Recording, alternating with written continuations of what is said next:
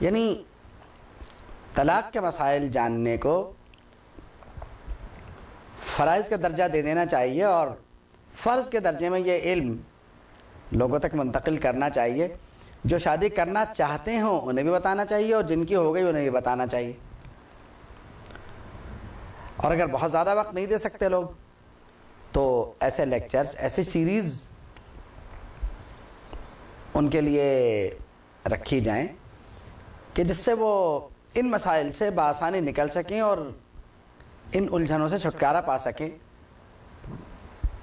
اور جسے بھی اپنا گھر باقی رکھنا ہے، جو کہ تقریباً سبھی چاہتے ہیں کہ ہمارا گھر باقی رہے، تو اس کو باقی رکھنے کے لیے ان کو یہ علوم علماء کرام کی نگرانی میں باقاعدہ پڑھوانے چاہیے. کیونکہ کتابیں بانٹ دینے سے مسئلہ حل نہیں ہوتا، وہ پڑھی نہیں جاتی عام طور پہ. تو میں سمجھتا ہوں کہ نکاح کا معاملہ تو چلیے نکاح بھی ٹھیک ہے، اس لیے پڑھا دیا جائے باب النکاح اور باب الطلاق دونوں، کہ ٹھیک ہے جی دونوں کا علم ہونا چاہیے. کیونکہ بعض اوقات نکاح کے بعد بھی بہت سی پیچیدگیاں پیدا ہو جاتی ہیں چیزوں میں،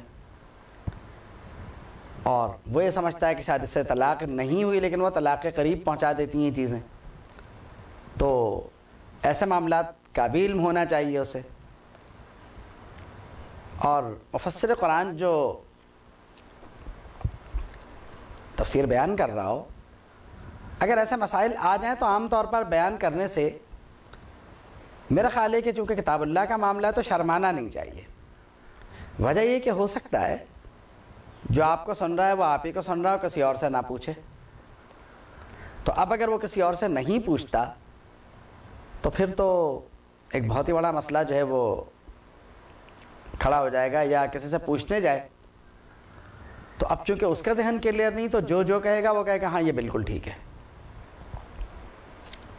اب طلاق میں بہت ساری پیچیدگیاں ہوتی ہیں. بعض اوقات یہ ہوتا ہے کہ طلاق تو ہو گئی، اب عدت کے قوانین کا پتہ بھی اسے ہونا چاہیے کہ قوانین عدت کیا ہیں. عورت کو یہ پتہ ہونا چاہیے، مرد کو بھی. اور یہ علم یعنی نکاح، طلاق، عدت، یہ علم اگر شادی کے بعد بھی حاصل کیا جائے تو حرج نہیں ہے اس میں.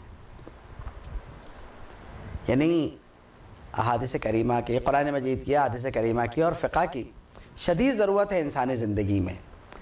دیکھیے طہارت، نماز، روزہ، زکوٰۃ، حج، ان قوانین کے ساتھ نکاح اور طلاق کو ملا دیجئے تو باتوں کی ضرورت، یعنی اس علم کی ضرورت بڑھ جاتی ہے. نکاح اور طلاق سے اسلام کا معاشرتی نظام وابستہ ہے. اب یہ اصول اگر پتہ نہ ہو، ہم کہتے ہیں صاحب فلاں نظام کا شعور ہونا ضروری ہے، فلاں کا شعور ہونا چاہیے، بہت اچھی باتیں ہونا چاہیے. تو پھر اس کا شعور بھی ہونا چاہیے کہ نکاح کسے کہتے ہیں، طلاق کسے کہتے ہیں، اس کے نقصانات کیا ہیں، کہاں دی جا سکتی ہے، کہاں نہیں دی جا سکتی، حتی الامکان اس سے کیسے بچا جا سکتا ہے. جیسے اپنے شوہر سے اگر کوئی خواہ طلاق مانگتی ہے تو احادیث کریمہ میں اس کی بڑی مذمت ہے، اور یہاں تک آیا ہے کہ وہ جنت کی خوشبو سے محروم رہے گی، یعنی کہ بغیر وجہ کے مانگتی ہے. تو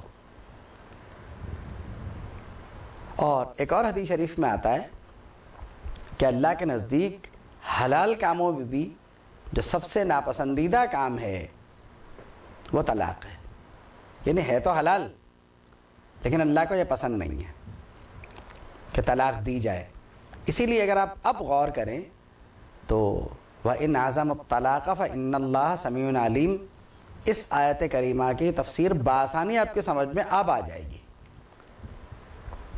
اسلام کا معاملہ توڑنے کا نہیں ہے، اس کا معاملہ جوڑنے کا ہے.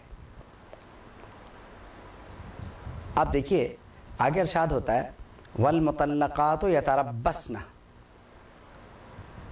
کہ جن عورتوں کو طلاق مل گئی ہے، جنہوں نے طلاق لے لی، مطلقہ عورتیں، یتربصن، انتظار کریں. یعنی یہ نہ ہو کہ یہاں سے طلاق لی، وہاں جا کے نکاح کر لیا.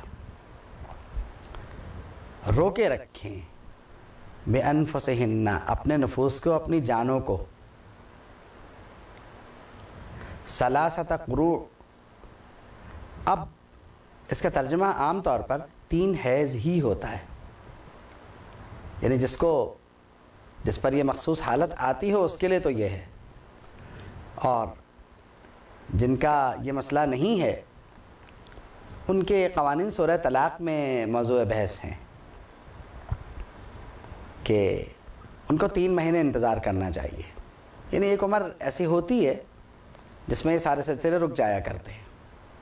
تو ارشاد فرمایا کہ انہیں ثلاثۃ اشہر 3 مہینے رکنا چاہیے.